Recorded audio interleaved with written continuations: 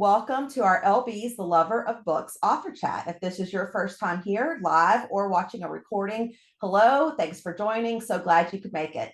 Please make sure you click subscribe to my YouTube channel, LB The Lover of Books.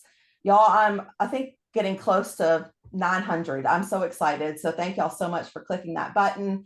Also, you're going to find other author chats. I think we have about 47 author chats on. We're getting close to 10,000 hours watched. So I'm sure you're going to find more books that you have read already, just the author chat's waiting for you right there to click.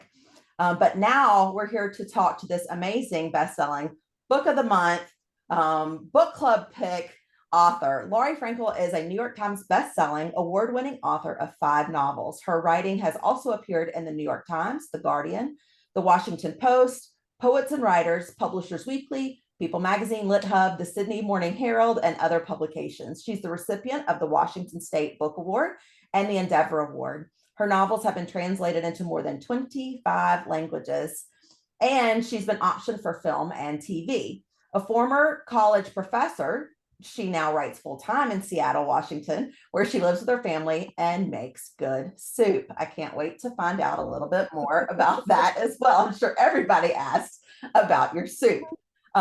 Thank you so much for joining. I'm just so excited that you're here. Welcome. Thank you. Thank you. Me too. I'm so excited to be here. Thank you for doing this. Okay. I know because I've read your author's note at the end that you are an adoptive parent. Did you always know that you wanted to write a novel about an adoptive parent, adoptive story, give that what you call positive representation? I mean, or was this something that was just like, okay, now it's time? Both of those things I think I did. I always knew that I wanted to, but it took me a really, really long time to figure out how to do it because I wanted to do as you said, like positive representation was the idea I went into this with, and not even went into it. It was like baked in. There was no question, but that I wanted it to be positive, which is great, except for it yields this enormous problem, which is you still have to write a book about it. Like it's a novel, it needs a plot, and you need people to turn the pages so they can't be bored. It needs intrigue, and I didn't want that intrigue and page turning to come from narrating tragedy or tragedy overcome or all of this negativity, nor did I want it to come from saying like, oh, and then everyone lived happily ever after and everything was fine and this was no big deal, and sugarcoating all of the many issues at play. I wanted to get into it and dig into it and look around and talk about what's difficult without it being negative. And it took me a really, really long time to figure out how to do that. Okay, what does really, really, really long time mean? Oh, well, I mean, because your question was, did I always know I was going to do this? And so from that point of view, I guess it was, I mean, my kid is 15, so it's been that long, which is a really, really long time. And and it's my 5th novel. So like I had to write 4 other books in order to get there. I suppose the other way to look at this is this writing this book itself, like once I sat down and actually started from word 1, it took a further 3.5 years, which is not that long, but it's definitely on the long end, I hope, of how long it generally takes me to do this, like with the caveat that I started this book on March 3rd, 2020. So there was like a global pandemic at about week 2. And my kid came home from school for a year and a half of remote schooling. And that definitely, even aside from the theme and having to figure it out, set the progress of this book back a little bit. Yes, well, any children age coming home was, a big difference. But preteens and teens, I think, were another type of challenge at home during COVID. So For let's sure. go ahead and talk about that because you did bring COVID into this novel. Did you know because it happened, oh, I'm going to include it? Or did you have a conversation with yourself like maybe it shouldn't be? Or this really ties into that alone theme that you had running throughout? Yeah, all of the above, I think. This novel is in 2 timelines, a present and a past. And eventually I took that present timeline and dragged it into the trash can because, well, I mean, in part because I had characters doing crazy things like going to the grocery store, or, attending school, and none of that was happening because of COVID. Um, but also because it presented this problem that I kept trying to fudge and finally decided I couldn't fudge. Um, I tried, okay, what if I just end this book in 2019? But then it felt like there was this huge thing hanging over these characters. Like they ended the book and they were happy, and you're like, no, because I know what's coming for you in 2 months. And then the other possibility was like, oh, maybe I'd said it like, I know, like 2025, and you think, how much can the world change between now and then? Only every morning I woke up and the world was different than it was when I went to bed the night before. And so I didn't feel like I could reasonably guess about 2025. So eventually I thought, like, I can't go around this. I have to go through it. I'm going to have to talk about it. And I didn't want it to be a book about the pandemic, and it isn't at all.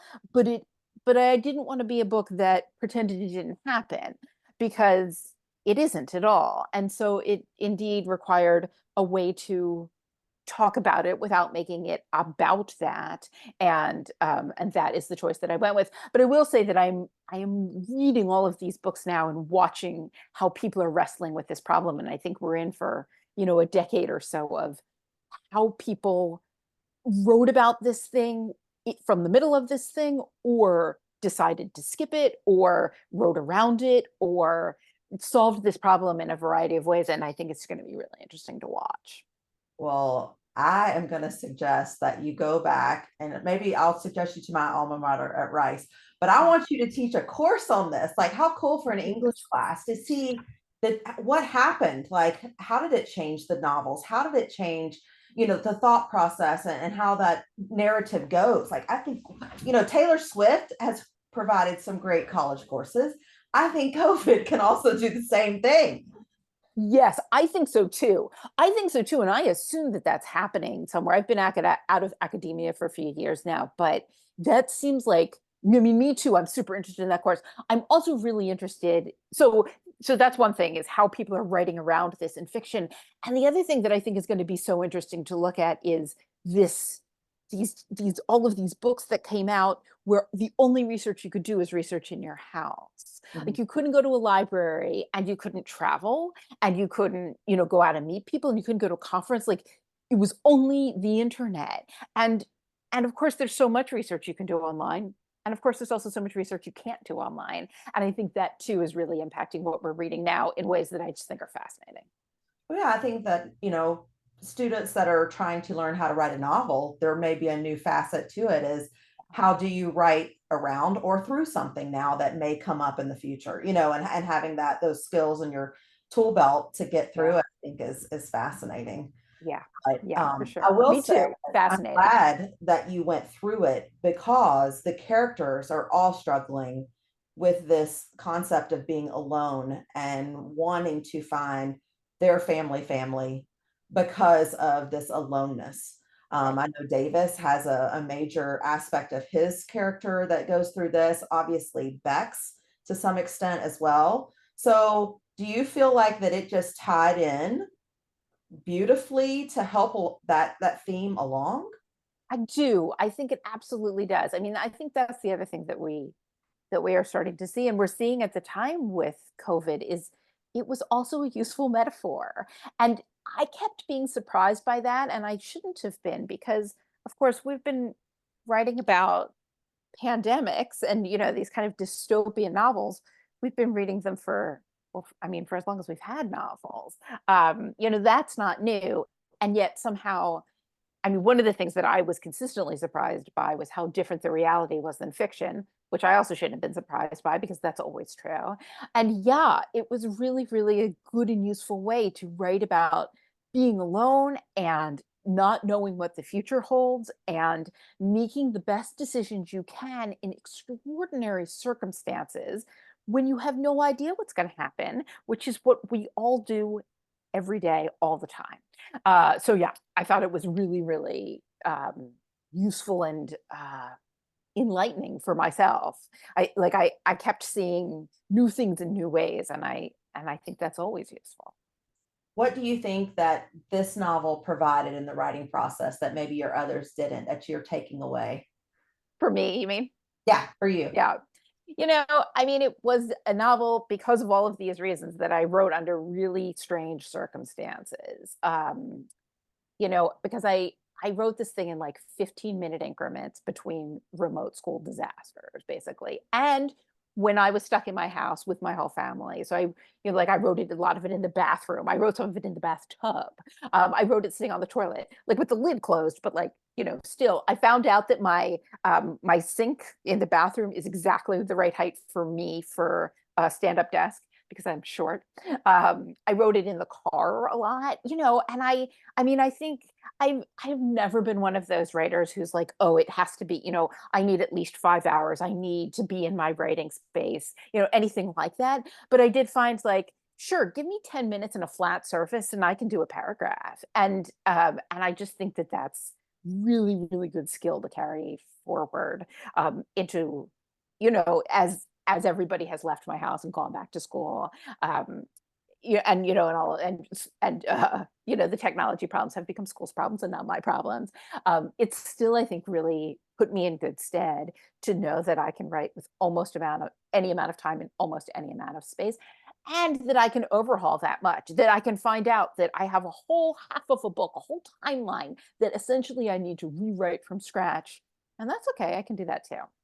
Well, I love that perseverance. And I think that's a call out for all of us. Um, Lisa C., when I interviewed her, when she was talking about Lady Tan's Circle of Women, she said that she also wrote that book during COVID, during quarantine. And she said it's really a unique book for her. And she doesn't know if there'll ever be another one like that because of the situation that she was in when writing it. Do you feel that the same? Or do you feel like this could be, a new method for you? Or Yeah, I don't know. I mean, I'll see. I'll see what happens next. I have to say that the thing that I find about novels is that they're so big and long, and especially for me because I have to cut so much in order to, like, I cut 300,000 words from this book. Yes, and that is, I mean, that is not, unfortunately, like that far out of the realm for me. And so they take a long time, and they come to like be this part of my life. And this will always be my COVID book, and the next one, knock on wood, will not. But I, because they take so much time, I feel like whatever I have learned from the one doesn't apply to the next one. It's always starting over every time. And I feel like every time I sit down and say, God, I have no idea how to do this. Nothing that I learned or figured out last time is quite the problem that I'm encountering with this one. And I sort of have this fantasy that if I do this long enough, that won't be the case anymore, but I'm not betting against it. okay, I'm hearing Bex through and through when she's in the house and she realizes when if she were, India's daughter, there'd be no Valhalla. If she had stayed, she wouldn't have had these other Right. siblings. I mean, it's that same concept, right? That you make one change and the world's different. And That's right. so you really just gave us Bex's inner like I love it, but applied to you. It was beautiful.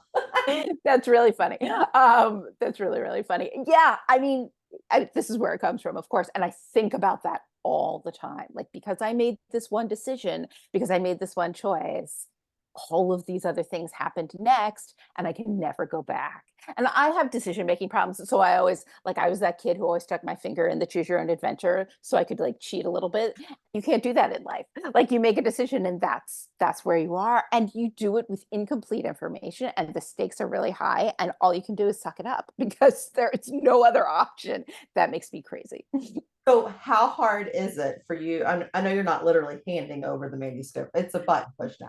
But how hard is it for you to be like, this is it then, knowing that you can't choose your next adventure. This is the final one, or at least draft wise. Yes, I mean, somewhere between very hard and totally impossible. Like, at some point, my editor essentially ruffles the thing out of my hand and says, no more. Like, it's done. I've put it into production. You can't have it back. And she likes to give me these little things like, oh, you can, if you need to, you can maybe mess with that and copy edits, and I can't. And she knows that I can't, but like we have to both pretend, because otherwise I won't let it go. And for all of that, then it comes out and I never look at it. Like, I have never seen the inside of this thing. I don't ever look at it in print, because if I did, I would be like, oh, I kind of want to change this. And I can't anymore. So it's hard to let it go, because you feel like if you kept it, you could you could keep, it's in your control. And once you let it go, it isn't anymore. And that is a difficult thing, I find. Well, do you also then not hear the audiobook because that's sort of the same process? I mean, listen, I listen to, so they send me a few choices. I listen to the auditions. I listen to a little bit of it. I'm a huge fan of Patty Murin, who did the audiobook for this one. Just because she's such a rock star. I mean, if people have not done, they should do the like deep dive on her YouTube, because I mean, she's an incredible singer. She's an incredible talent, but I can't listen to these audiobooks. I can't, I mean, it is like living inside your own ear, best I can tell. By the time I get there, I have read this book so many times I can recite it. And it sounds like the inside of my brain. Listening to someone else do it is the weirdest sensation. And it's not because they don't do an incredible job. They do an incredible job. But I think it's that sensation when you hear yourself recorded, where like, my voice sounds weird to me. It's that times infinity, best I can tell. Well, I will say Patty was amazing in She this, is and I'm amazing. very, very hard on Oh, narrators yes. because I listen to them quite a bit, and so it can make or break a novel. And she just was so, so good. She And is amazing. one of the She's amazing. She really is. I mean, and I feel like I need to do a search not on YouTube for her, but to find out what all audiobooks she has narrated so that maybe I can, pinpoint those that's the format I'm gonna go towards because she was that good. Okay, so much of this novel is, I don't know if I'm even using the right term, interperspective. It's inside the character's head. What is that term called in? Because I haven't taken your writing course. What is that called? How do you classify that? I mean, to my mind, it's a very close third person narration, and that's what you get from that for me, I think. It is a really, really close third person. And I I like it because it is very voicey. Mhm. Uh, and I like it because I think we have the idea that first person narration is closer and more intimate, and I in fact do not think it is. I disagree with that. And for me, the reason is, and I say this as a reader as much as a writer, that first person narration is glaring. Every time I come across the I in the text, I remember, oh, this is biased. This is unreliable. This narrator is only telling me their own perspective. The third person, I forget that. It goes away a little bit, and therefore I find it to be very intimate. It's like somebody whispering in your ear, and it is super, super voice driven, which I like in general. And I chose specifically for this book because I like the kids to sound like kids. I was interested in the way in which people sound alike who maybe are blood related but didn't grow up together, or who did grow up together but are not blood related, and like that kind of thing, which is interrogated throughout this book. So I thought that was a useful way of looking at all of those things. And I'm back to turning pages. I like to be in different people's heads, and see hear really different people's perspectives, and let them talk to each other. All of that's kind of stuff that I feel like novels do really well. And so I tend to double down on that. Well, I do like first person sometimes for novels, but for this Absolutely. one in particular, I think the reason why I loved your method was there isn't a filter, right? We think what we think, and you're writing what they're thinking, not necessarily what's going to come out of their mouth. And so, for a book that's as raw as this is with this type of topic, I think it would not do it justice if we're only getting what makes it through the brain out the mouth instead of what just stays here. And so for me, I appreciated because you think, oh my gosh, they thought that. Oh, but I think that. Oh, I probably, it really makes you think harder, because we're getting that raw, unscripted emotion and Yeah. reaction. Yeah, yeah, it is interesting because I tend to go back and forth between first and third, but I'm always because it depends on the book. Right. But I'm always happy when it turns out to be third because it's my and it feels like I don't make those decisions necessarily. They're made for me by the also, the theme and the dictates of the narrative law, all the stuff. Um, but I'm always happy when the answer is third because it is certainly my preference. Well, I think it also, you're forcing those hard conversations that we don't necessarily want to think about. It starts off in the brain, and sometimes with kids, it's the same thing, right? Whatever they're thinking, they're saying. But Yeah, for the right. adults, especially someone like India that really does think through things, we have to see the other side of it, or it is going to be what you described as, an unreliable or a facade, really, because she's so good at what she does. Yeah. Yeah, yeah, yeah. And you can make that distinction as a reader, and I want you to. Um, to be thinking about the gap between you and these characters and the gaps between the characters, the gaps, the ways in which children and adults think differently, or parents and children. And I want to point that up without necessarily, like sneakily. I want to be sneaky about it. I want you to figure it out by yourself. You did a great job. That's Um, the English teacher in me. I want to know what you think about India. How do you, if you had to describe her, Yeah. how do you, what would you say? I What I like about India is that well, she shares a lot of things with me for starters. She is very much she gets to say a lot of the things that piss me off. And she's worried about a lot of the things that I'm worried about. She's different than me in lots and lots of ways, um, but she's the protagonist. And so she gets to say a lot of the things that I think. What strikes me about India is that she thinks that her success is not due to talent, but rather to hard work. And she is a very hard worker. And I share that with her very much, which is why it's funny to me when you say to me that I'm a celebrity. Though she mind is a celebrity, and so that is one of the many many differences between us. Also, she's a very talented actor, and I'm a terrible actor. But I feel like I went into this notion of book writing with this sense that like some people had this, kind of secret ability that, came down from the sky and they could do it and then everybody else couldn't. And the more I've done this, the more I realize, yeah, I can do it, but it is just muscling through. It is lots and lots of very hard work, which isn't a bad thing. Um, but it is different than the notion I went into it with, and that is true of India, and so I wanted to talk about that a little bit. It is also true that India endeavors to like make art while being a female human in the world and while mothering, and that's a tough combination that I think about. I would estimate 99% of my waking hours. So I mean, simply because I'm usually doing one or the other, and often both together. And so it was a useful thing for me to talk about that through her as well. So, did you find it easy or hard to write India's narrative, knowing that it was your own in a lot of ways? Yeah, I mean, easy but hard to narrow down. As I say, I cut 300,000 words. Which still um, blows my mind. Like 300,000 words, like that's so much. it's so Um, much. I mean, it's so much. It's like three whole books, basically. right, Yeah, right. yeah. So indeed, it wasn't hard to write it. It wasn't hard to get it out. It was hard to narrow it down, and it was hard to make it work on the page, and within the story, and to make it interesting and all that and all of that. So that's why a lot of it had to get cut.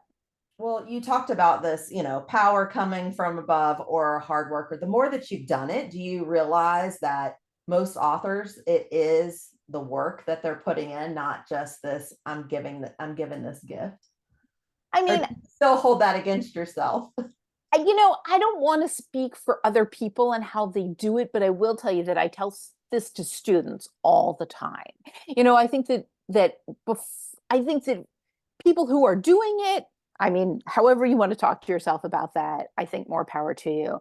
But for people who are learning, I think that frequently, they have this idea that like a miracle has occurred and they're just waiting for it. And and I don't necessarily think that that's serving most people. It is just a lot of work. And that isn't to say that there aren't lots of people who are terrifically talented. Of course there are. And of course there's some of it that I don't know, it comes from someplace mysterious that can't entirely be explained. But a lot of it is like butt plus chair. And for the people who think like, oh, I'm just going to skip the butt plus chair part and wait for it to come down from on high, I a little bit think like, you might have to wait a long time. Oh yeah. But on the other hand, India knows she has to work hard, but she also believes that there is this power for her good deed and giving these family making these families, these adoptive parents, that also is doing her a good deed, a good turn in her life. Yeah. What's explain that a little bit. Well, she thinks that. And I think that as reader, we are on the fence about it at the least. I think, one thing is we disagree. Um, for similar reasons, I mean, especially like the first time she brings that up, she she is right for this part, which is why I chose it for her. She is, she's worked extraordinarily hard, and she is wildly talented. And so she wants to chalk this up to something like karma, which her mother absolutely shuts down and calls bullshit on. And I think the reader also thinks, no, I'm not quite buying that.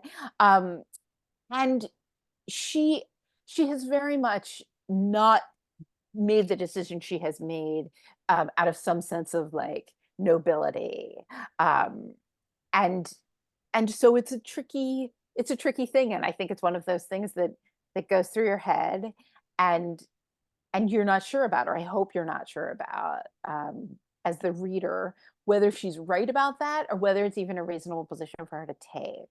um, it's a tricky thing, Right. and and I think that she thinks that too, that she at once doesn't want to take credit for what has happened, nor for the decisions that she has made, um, but also she wants to be grateful to whatever the universe has provided. To my mind, this is really like part of her arc. Like by the very, very end of the book, she has to have this conversation with this child, and who's grown up now and is the age that she was, and they have it out a little bit as to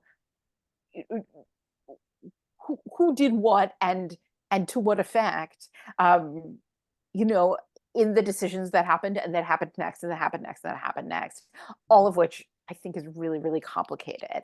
And so anytime she or anyone thinks like, nope, it's this, I've tried very hard to walk it back. Yeah. I love that she tries to justify. Like to me, that's her Yeah, justification for so much yeah, yeah, because it's an easy way to compartmentalize and to right. to make it work in her head. But it is a great spinning point for so many Yeah. characters. The other term that you used that I've never heard before was benevolent fertility. Oh, Um, yeah. I think because I made it up. okay.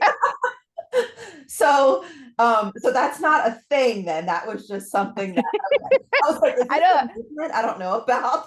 I don't think so. I'm pretty sure I made it up. Well, I definitely made it up. If it's also out there, I mean, I suppose it's possible that I came across it and didn't remember, but I'm pretty sure the reason you never heard it is because I made it up.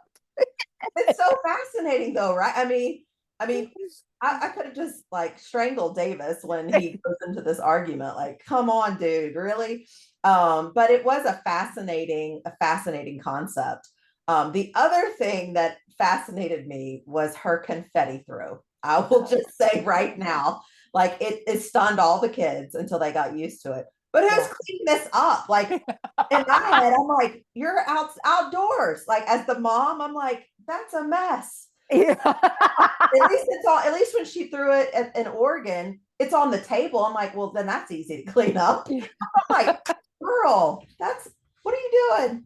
That is really, really funny. I thought of that. And one of the things that I thought is like, well, okay, at least it's biodegradable, right? Like it's paper. It'll be fine. It's going to be okay. I did actually spend some time thinking about like how much of these things are coated and like, did I need to make a big deal out of like, no, no, no, it's mostly index cards. It's not, sometimes it's like things from a magazine. And I'm thinking, do we want that in the groundwater? I don't really know, which of course is ridiculous. Like she isn't real. I made her up. It didn't actually happen.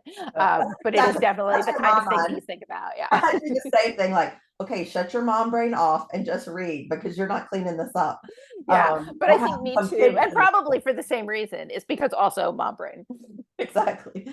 Um, Another question that you talk about are love and babies common or miracles, which I thought was so fascinating to think about because at times you're like, oh yeah, it's this way. Oh yeah, it's this way. Did you ever, is it more like that swing that you talked about, not the seesaw? Is that kind of how you picture that? I do, yes. That is exactly what I think. I spent a long time trying to articulate that, the swings and the seesaws, because I think they are both often used as metaphors and they seem the same because you're like, okay, playground equipment, okay, back and forth, up and down, this way, this way, this way, this way. But in fact, they're really, really different from each other. And it wasn't until I plowed into that paragraph for the, I don't know, 300-400th time that I finally like realized why, which is, for one end of a seesaw to be up, the other has to be down. That's how it works. That's what it means. And it isn't true with swings. They can be up together and down together. They can be out of sync, or in sync. They don't actually have any impact on one another.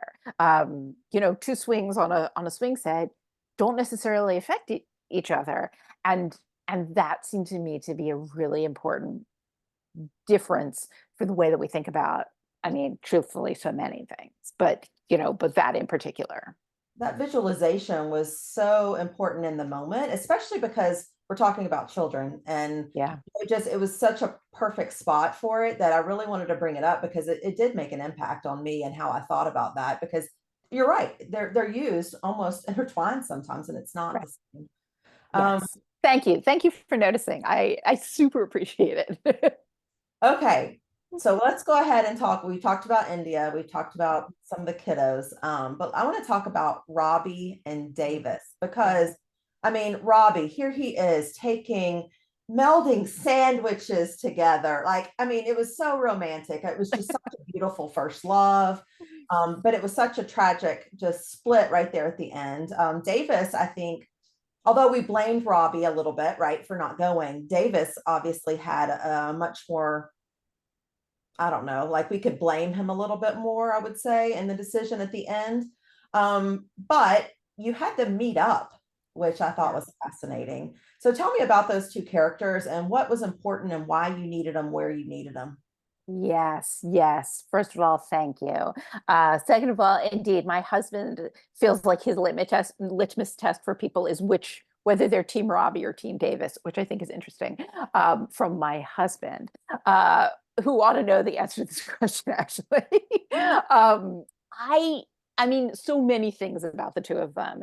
You know, One is that we do not talk very much about birth fathers. They're very much less a part of this conversation from really any party. And that seems both a shame to me and really problematic.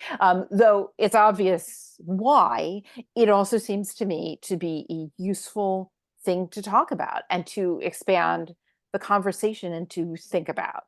They react very differently, both in the moment and years later and years after that. And so that seemed really interesting to me.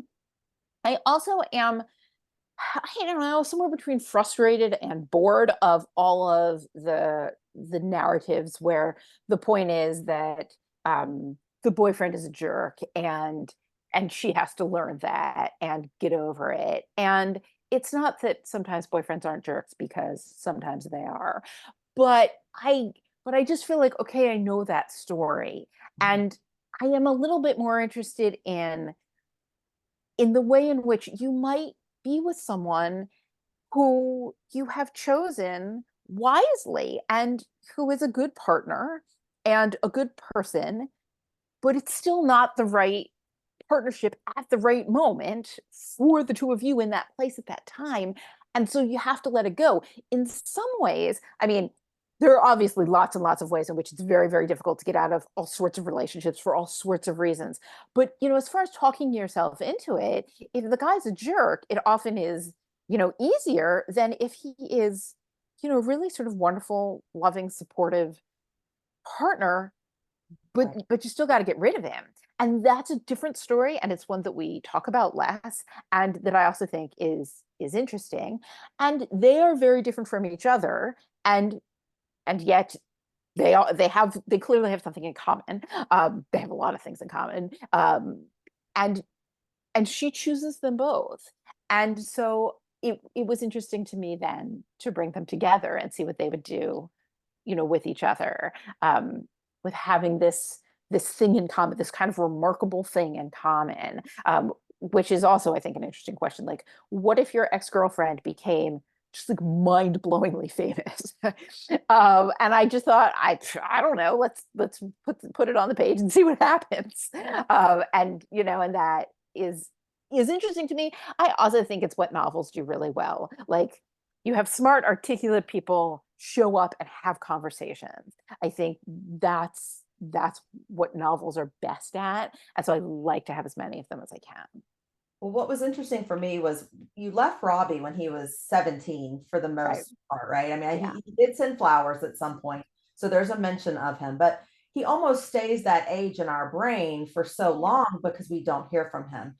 Right. Whereas Davis does age, right? I mean, he ages through college, he ages because he shows up at the house. Yeah. But when they go to meet, I it was really like Davis was the more immature, like Robbie was so much more I know. wise. Do you know what I mean? Like Yes. he was like fathering him almost Yeah.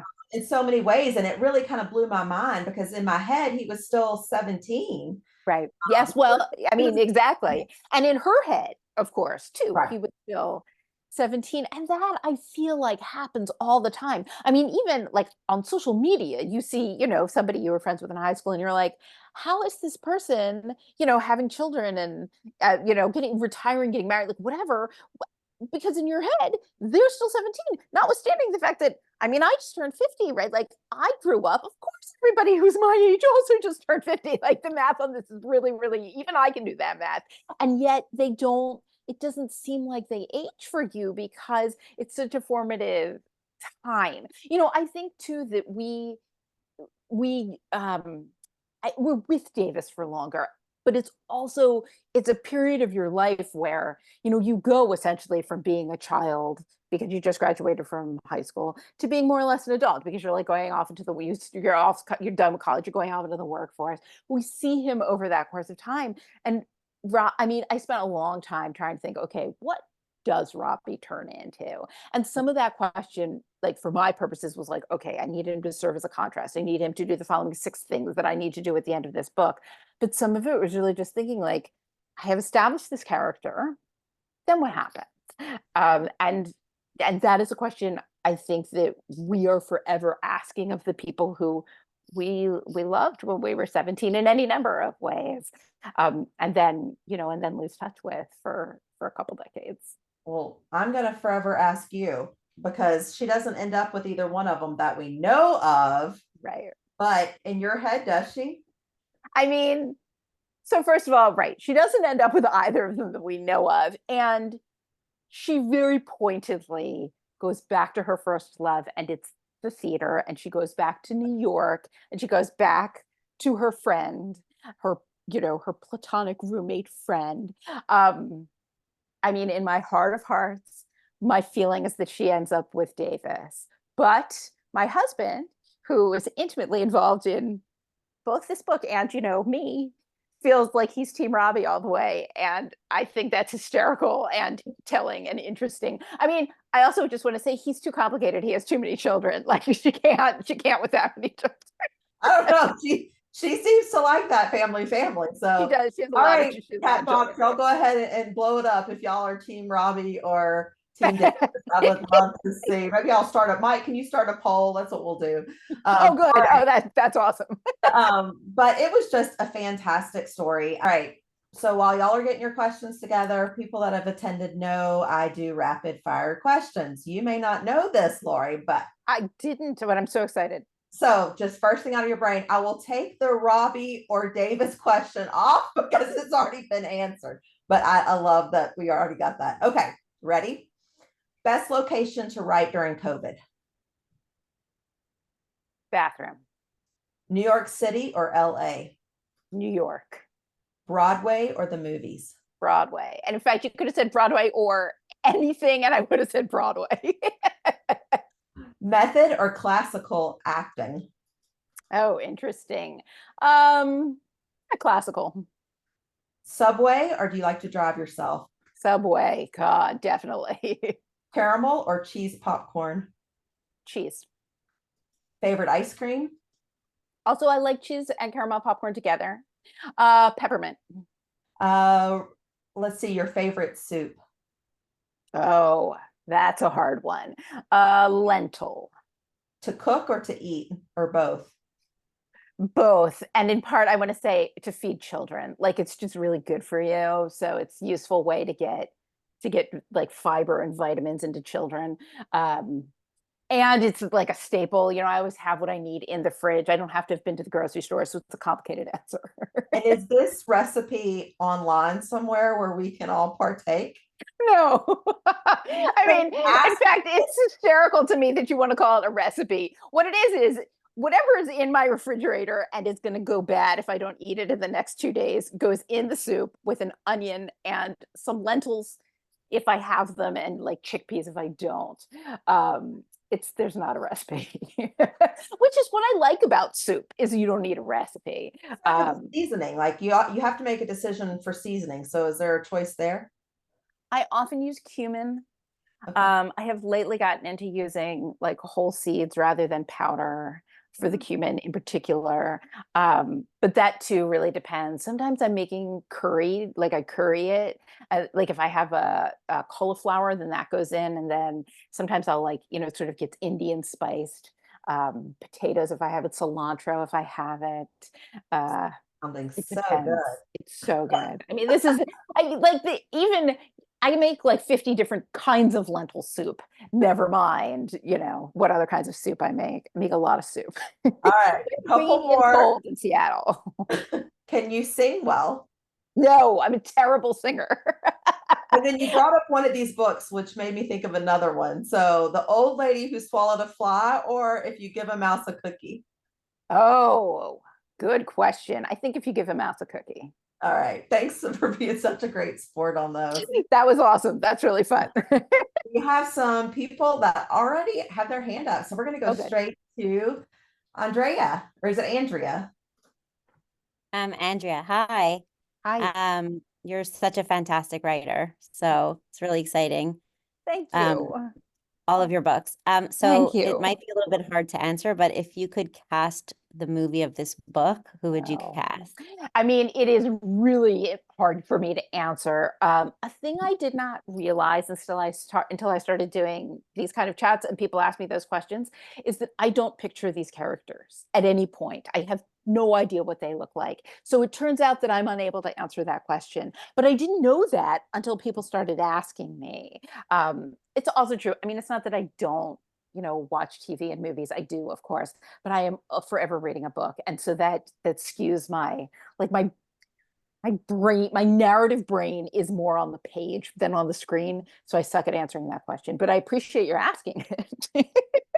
I don't mean to be evasive, but I have no idea. But if you know, you should tell me. Do you have any I'm going suggestions? to think about it. All right, let me know. Well, I will follow up really quick to her question because you did say in the bio that you have been optioned. Is that for this book or for Yeah. something else? Can you tell us anything? For other books, for all of the books, actually, not this one yet, in fact. So I think, you know, it's out there, it's making its way in the world. We'll see what happens. The Hollywood piece of it is very different from the literary piece of it, from the publishing piece of it. And among other things, I just know so much less about it. Whereas, you know, I kind of live and die with the books. And I have learned a lot about publishing over the years. The Hollywood stuff is a total mystery to me. And that's good. It's good for me to hold it at arm's length. Because I don't think you want to get like emotionally caught up in that stuff because it gets derailed for reasons that have nothing to do with anything you have control over. You have 300,000 extra words to write. You don't have time to be worried about Hollywood. Thanks for that question, Audrey. All right, Liza, let's see. Go ahead, ask your question. Hi. So this is the third book that I've read by you, and yes, I love all of them. You know, you just go, you know, kind of. I'm impressed how compassionate your books are. There's just so much love there, and so I mean, I think this is more of the comment than the question. And you know, and especially how you write children, right, and adolescents, and all of the books that I've read, like you get into their minds, and they're so wise and so believable. So just how do you do that? That's my first question. And then second is, there's clearly just some obviously facts that are autobiographical, from your own life, right? Like an adopted child. So how do you as a writer, right, like pick some parts out of yourself, right? And then and then put that into the fictional story. Just like, how do you do that? How do you decide what to share and what to keep, and what not? Yeah. Yes. First of all, thank you. Thank you for reading and being so kind. I appreciate it so much. So children, I like to write children, and that's one of the reasons is that they have very clear voices, and I think they're funny, and I think they're interesting. And you get so much as a writer out of things that the reader knows and the characters do not. And children make that very easy because you've lived longer than they have. And so there's all sorts of things that they don't know or don't get or have misunderstood just because they're kids. And I feel like there's a lot that buys me a lot of things on the page that I need. It is a good opportunity to explain to someone who doesn't understand something that I need the reader to know. I think it turns pages, and it comes from editing.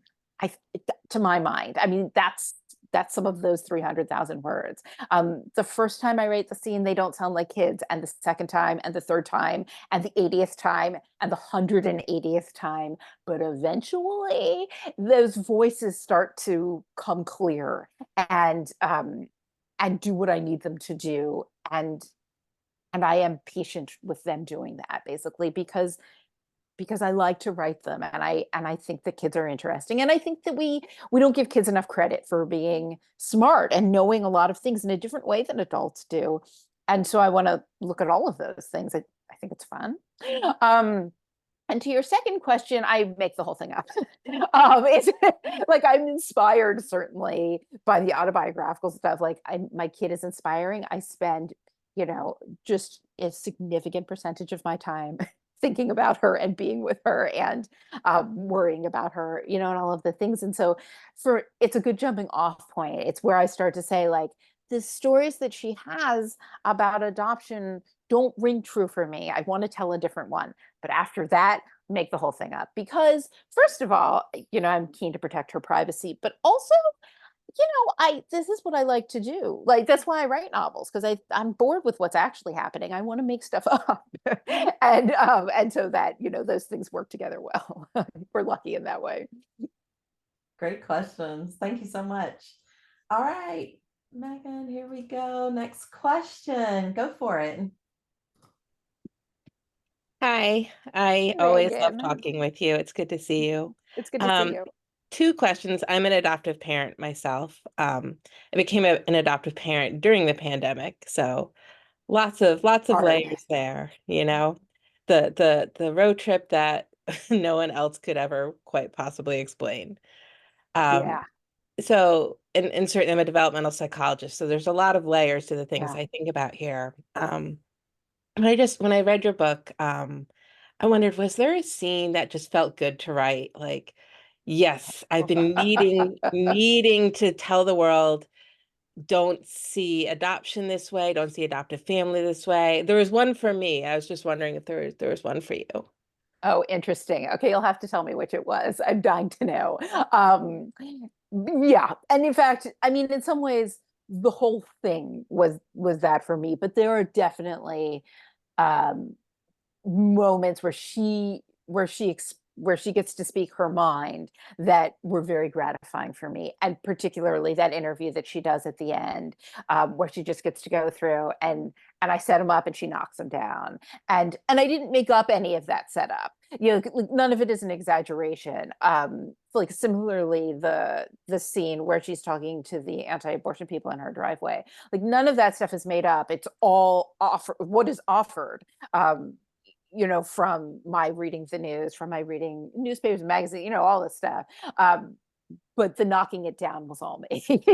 And so, yeah, that's very, very gratifying. And it's really, it's the other reason why this is a fun job, is because I get to say all of these things that I don't get to say in real life.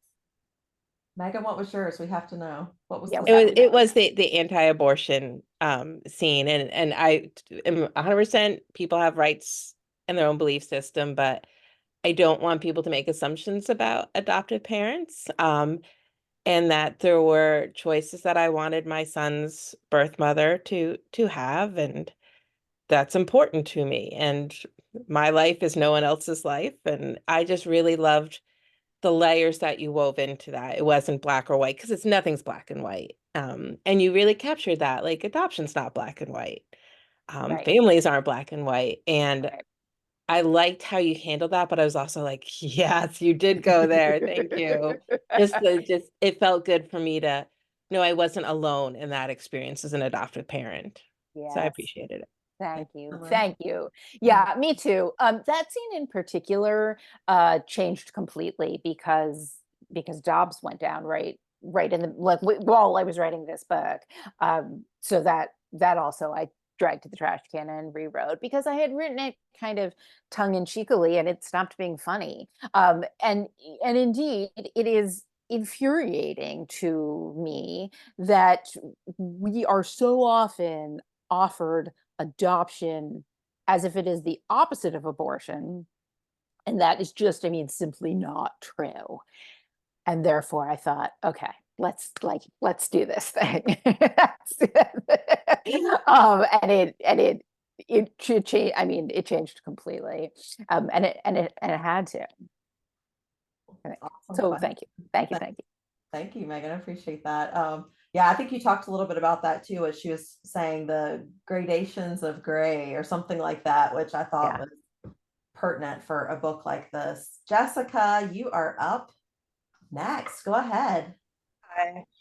Forgive me if I ramble, but I'm fangirling at the moment a little bit, because this is just such a highlight to be able to listen to you talk and let you know how much I enjoy your books. I know we're talking about family, but 1, 2, 3 was in my top 10 the year I read it. They're all just amazing. So thank you for putting such wonderful work out into the world. And there were just several things about family in particular that struck me. One is, and this is more comments than questions, but just the focus on the impact of language, and the dwebs, and renaming what scares you. That really, I thought about that a lot since I read it. And tried to think about that in the context of my own life and how that might help me with certain things.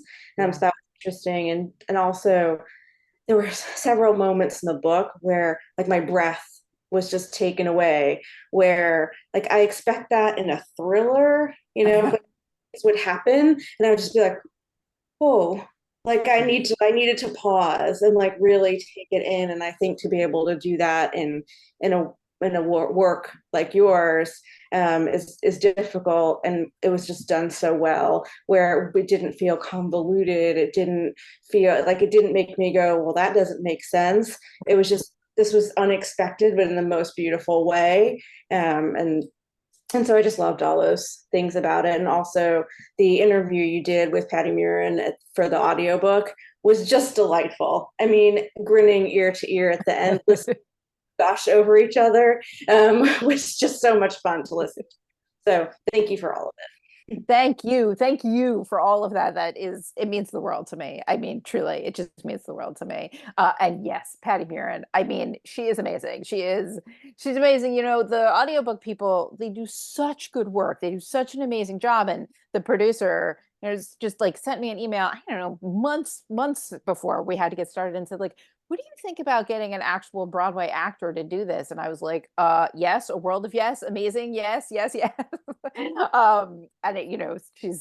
I mean, she's incredible. Like, it only made me regret making Indy a bad singer because she's such a good singer, and it'd been nice to have her be able to sing in book. You should have said, I need to interview them all, like, so you could meet all these Broadway actresses. Like, Exactly. okay, let's Yes. line them up for auditions. And Yes, exactly. And can I get some tickets? Like, I might need to interview them, but like actually at the theater, I mean, just to do my due diligence here.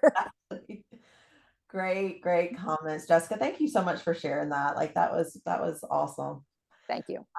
Mary Ann, you are up next. Go ahead. There we go. I guess it's my question, comment. I'm not quite sure where I'm going with this yet. It's more about like worldview, right? And that, and I feel so often in your works that, you create these worlds that are optimistic, you know, open and accepting. And, it's a place that I think most of us want to live. And, Yes. And aren't always necessarily that way. And so I kind of part of that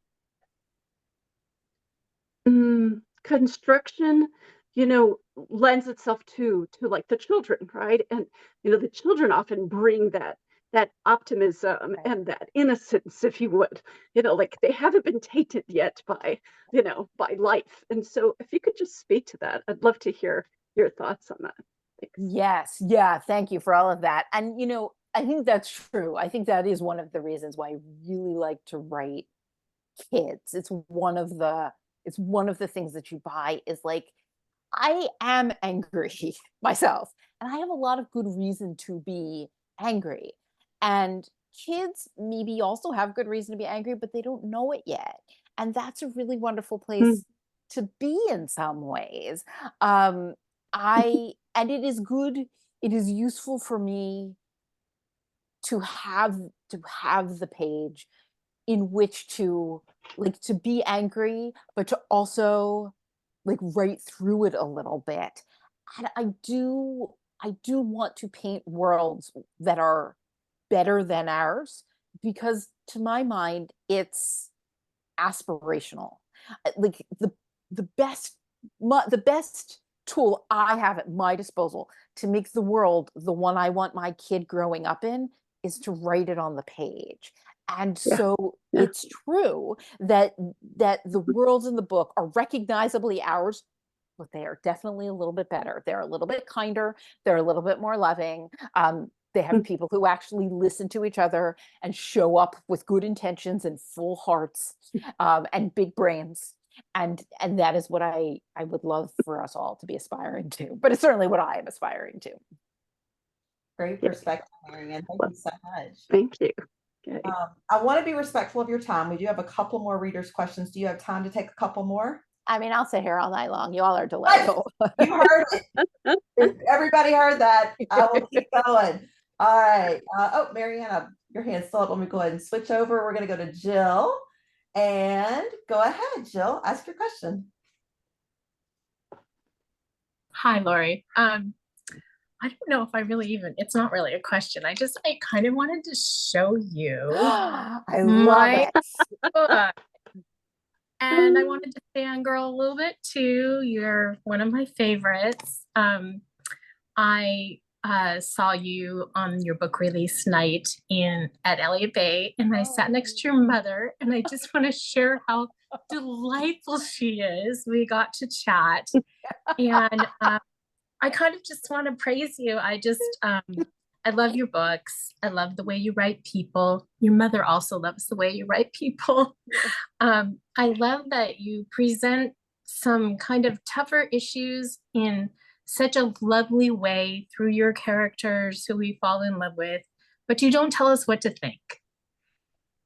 And it's up to us to decide. And I think that's a special author that can really do that. And so I kind of wanted to thank you.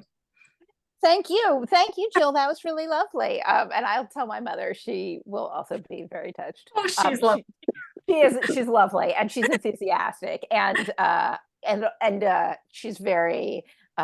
She will tell anybody who will sit still for more than, I'd say, 30 seconds about, these books and how much they should read them, which is awesome. But also it makes me, like, sometimes people are like, I met your mother, and I'm like, oh no. Okay, but your mom's not going to do it. Who's going to do it? I mean, that's right. That's right. Yes. You also did tell me you're a very good cook. So I was kind of laughing to myself when you were talking about your little. That is very fun. I mean, so is she. She's also a very good cook. And she is the one who taught me to, like, cook without a recipe, which I think is really useful, both for cooking and writing books when you get right down to it. She also, of course, taught me how to read. So really it's all down to her. So thank you. I appreciate that. I mean, and yeah, that's what I want to do.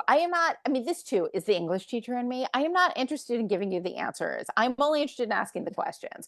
And I want to present all of the sides. And I get really bored when I'm reading books with, like, good guys and bad guys. I get bored when like the answer is clear from the first page. Right. I just don't want to read that. I want it to be complicated. And again, I just think that's what novels are good at. They're good at complicated. There are some mediums that aren't. Like, if you wanted to show me nuance and like, I don't know, watercolor, that'd be hard for me. Whereas I feel like I got 350 pages here. Like, again, let's do this thing. That's to my mind what novels are good at. So I don't want to tell you the answer. I just want to ask you the question, but I also want you to be, like, thinking about, I want you to think about your answers. And I also actually want to talk you into my point of view, but I want you to think that you arrived there by yourself. So it's a tough needle to thread, that one. That's that sneaky element you were talking about. That sneaky element, exactly. Well, my sneaky element was making sure that this author chat was planned right around Mother's Day. So nice. I know that was very intentional, and I wanted to wish everyone that does celebrate, or that is any type of mother to anybody, happy Mother's Day for yesterday. Wish your mother, Laurie, happy Mother's Day from all of us. And we'll do it. Thanks for giving us that little personal touch from the opening night for her novel. So thank you so much for that. Thank you so much for that. Yes. And yes, gosh, happy Mother's Day. I'd forgotten about it already, and it was just yesterday. That's what a mother does, right? We've got things to do. Day's over. Let's keep going. Exactly. All right, Mary Ellen, we definitely have time for your question. You heard her say it, so go for it. I did. She'll be here all night. It's going to get dark out here. Thank you, Laurie. I think Jill just summed it up so well, that you get us thinking, but you don't tell us the answers. And I like the way you said how you carefully thread the needle to hopefully get us to see your point of view. So I actually have two questions after the last questioner. One is, what are the authors that had the most influence on you as you became a writer? And then, since you're talking about the kinds of things you like in a book, what are some of your favorite books? Oh, yes. Okay. I love that question. Listen, we could do this all night. And Laura Beth said I was going to get to talk about books that I want to pitch. We're sitting here in front of my bookshelf. So, one of my bookshelves. I have 9 bookshelves in my house, but Laura Beth and I were saying before you all came on, I also have just, like, piles and piles of books around my house, which is a good problem to have, but, like, it's definitely still a problem. So one of the things is I'm a Shakespearean, like, that's my training, my degree, my I don't know, when I used to teach full time, I was teaching Shakespeare, and that is, so I read it a lot, and that gives you this like immersion in language that you can never ever live up to. You know what I mean? Like, I am never going to write Hamlet. Not even almost. It's just never going to happen. And so it is, in some ways, let me off the hook early. Because because it doesn't matter how talented you are, you're not Shakespeare. And Right. so that has been like an interesting whatever for me. However, look, I have this like whole shelf of things, ways to really nicely answer that question. One person I want to talk about is Ruth Ozeki. This Tale for the Time Being. In fact, her first novel, which is called My Year of Needs, I read very early in my starting to think about doing this process. And that book blew my mind. And it's because it is this really remarkable balance that I think good novels have to achieve, which is it's well written, it has really interesting ideas, but it's also going to get you from the first page to the last. It's going to tell a story. And that is such a difficult thing to do. It never isn't interesting. And so Ruth, in the early days, to answer your question, I was like, okay, how is she pulling this off? David Mitchell is somebody I come back to again and again and again and again. His plotting is also something. He's read very, very different kind of books than I do, but the prose, the metaphor, the characters, this book in particular is not the one of his that everybody talks about, Black Swan Green, and I've read it maybe 20 times. Because he's so astonishing to me. He does such a good job. Karen Joy Fowler is somebody who I read early and often. We Are All Completely Beside Ourselves is a book that I recommend to everyone who will sit still long enough to listen. It's my go-to book club recommendation. This is also a book, though, that when I forget what I'm doing, I forget how to tell a story, I forget how to tell a novel, I go back and reread it because she's so amazing. Lauren Grodstein's first novel is around here somewhere. But so long as I'm recommending books, this can be my segue into books that I'm recommending right now. We Must Not Think of Ourselves as her new one. Her first one is called Reproduction is the Flaw of Love. I read that book and thought, this book is so good that I have to be friends with this woman. And so I reached out, and now we are very close. Oh, Because fun. I mean, this is like one of the perks of, of being an author, where I was like, okay, I mean, and it's exactly that thing. Like, how is she pulling this off? This is a book that I'm really recommending to everybody lately. It takes place in the Warsaw Ghetto. So it's hard, a little bit hard, but I do think it's really, heartening and uplifting in a way that is really surprising for a book that takes place in Warsaw Ghetto. Beautifully, beautifully done. Naomi Alderman is another person who I'm recommending to everyone who will sit still long enough to listen. The novel that everybody read was The Power, which indeed like blew my mind. It was one of the few books that I got to the end and then flipped it right over. Like as I was reading the last sentence, I just turned it right back to the beginning and started over again. That book, and and I read it every couple of years, and every time it blows my mind. This is her new one, The Future, and I mean, if anything, it blew my mind more. Different. It's a very, very different book. But boy, I cannot recommend this book highly enough. It'll change your life. And who doesn't want that? Who doesn't want their lives changed? Percival Everett is somebody who I'm always recommending to everybody. His new one also is around here somewhere. It's called James. It is Huck Finn from Jim's point of view. Super interesting. Everybody's talking about it at the moment because it's new. This one is Percival Everett writes like a book a year. Each one is completely different. Oh yes, there it is. Yes, and you see how they made them match, which is super weird. Yeah, like they go together. I didn't notice that. I know, it's weird. This one is from a few years ago. It's just the one that I have in hand. The thing about Percival Everett is that he is writing a book a year, and every one is completely different from the one before, and every one of them is completely different from anything else I ever read. This book is a really, really funny book about lynching. And you think to yourself, how could it be a really funny book about lynching? And boy, it is. I mean, it is also, I thought it was the smartest book about race relations in this country that I have read in, years and years. I cannot recommend it highly enough. Listen, this is another thing I could do all day long. Recommend books. I feel like if everybody would just read what I told them to, the world would be a vastly better place. That's the English teacher. Wow, I really appreciate that. There are actually several of those authors I have never heard of. You're so lucky. I'm so happy for you. Thank you so much. Ellen, and I think you're joining us from a state park somewhere. I am. I'm at Lake Somerville State Park outside of Brenham, Texas. And Wonderful. it's, yeah, I'm from Wisconsin, so this is not where I usually live.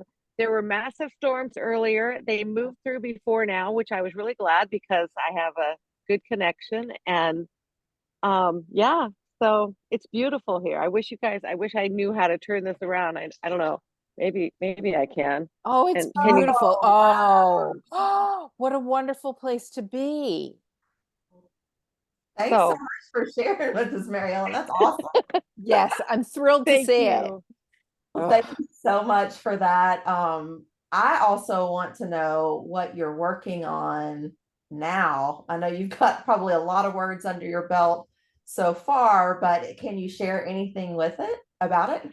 I mean, I can't, not because I wouldn't tell you if I could, but it's early days. I mean, I've definitely started it, and indeed, I'm many, many, many words in and many, many, many words cut. But I haven't quite figured out um, how to talk about it or exactly where it's going, or honestly, like what it's going to be about. So we'll find out. It's early days yet. Hopefully, not too early because it's nice when these things don't take 3.5 years, but sometimes they do. And I didn't ask about your process. Is that a collaborative one, or do you pretty much work in a bubble and wait, and then turn it over? Or do you have some conversation like with the literary BFF you just mentioned? Or At some eventually I talk to friends. Eventually I will bring in my agent and my editor. Much earlier than that, my husband will read early drafts for me, and all along the way he does for me the incredible service of talking to me about these people as if they're friends of ours. We'll have 4 years of conversations where we're on a first name basis with people I've made up. And and where you say things like, can you see them doing this? And he's like, oh yeah, of course that's what they did. I mean, as if they're, people who or he'd say like, no, I don't see that. And I'm like, okay, but let's reverse engineer it. What if that is what they were going to do? What would they have had to do 2 years ago to make you believe that they would? Which is really an extraordinary thing for someone to do for you. But even he doesn't come in until I'm a little bit further along in the process, among other things, because you only get one clean first read. And so I have to have it decent before I hand it over so that I can so that like I know whether or not he's surprised by, the twists that I've put in or whatever like that. So it's true for a long time it isn't a bubble, excepting that I'm there with people who I know really, really, really well. It's just that they're not real people. But they are friends, and they are in my control, and that's real nice for a little while. 15-year-olds or not. So, That's right. it's a That's nice change. that is exactly what Well, it is. thank your husband for us as well, because it Cool. sounds like he does a lot of behind the scenes to help you through it. And I think it takes a village. And so that's really cool that you have that. Thank you so much for being here tonight. I'm going to talk a little bit about what's coming up, people. So in 3 weeks, we're going to be chatting with New York Times bestseller Lisa Jewell about her thriller, None of This Is True. It's on her paperback tour. So it's a scintillating new psychological thriller about a woman who finds herself the subject of her own popular true crime podcast. So you're going to see why another LB's author chat, Jillian McAllister for Wrong Place, Wrong Time, says a moody, slippery novel where nobody is as they seem. As breathtaking story is revealed within story, readers peel back the layers to find revenge, a mediation on the damage done by the past, and characters who could walk into a room and sit on your sofa. Sounds like that kind of happens in Laurie's house as well. Yes, that's right. Here will cement her position as queen of character-led fiction.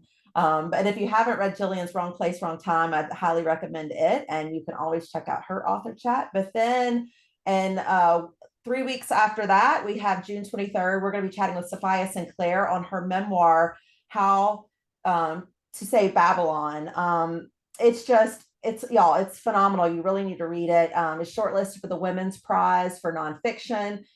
This quote is, with echoes of Educated and Born a Crime, How to Save Babylon is a stunning story of the author's struggle to break free of her rigid Rastafarian upbringing, ruled by her father's strict patriarchal views and repressive control of her childhood, to find her own voice as a woman and a poet.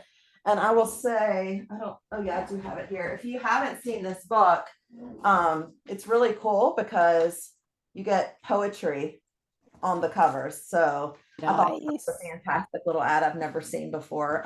And this will be a first time with us discussing a memoir on an author chat. So I'm really excited for that as well. But you don't want to miss them. So get them checked out. Laurie, thank you. Thank you. Thank you. This has been fantastic. I mean, I told you that we'd be fangirling. I warned you ahead of time that you have celebrity status, and I think you pushed it off as much as India does. So maybe share a little bit of that with her as well. Please make sure to check out her Instagram. She has a great website for the latest news. I know you can sign up for her newsletter, but y'all, this has been a wonderful night. If y'all can subscribe to my YouTube channel, that helps with other readers finding the author chats. And you can find me on Instagram and Facebook for reviews, recommendations. But if you have an author chat that you'd like to hear, please let me know. I'm always on the lookout. I'm planning summer and fall right now. And I will see everybody in 3 weeks. Thank y'all so much and good night. Thank you, Laurie. Thank you, Laura Beth. This was amazing. And thank you all for being here and reading. It means the world to me. We'll be ready for the next one whenever you got those 300,000 extra. Thank you. Thank you. Have a Thank you. good Thank one. you. Good night, everybody. Bye, y'all.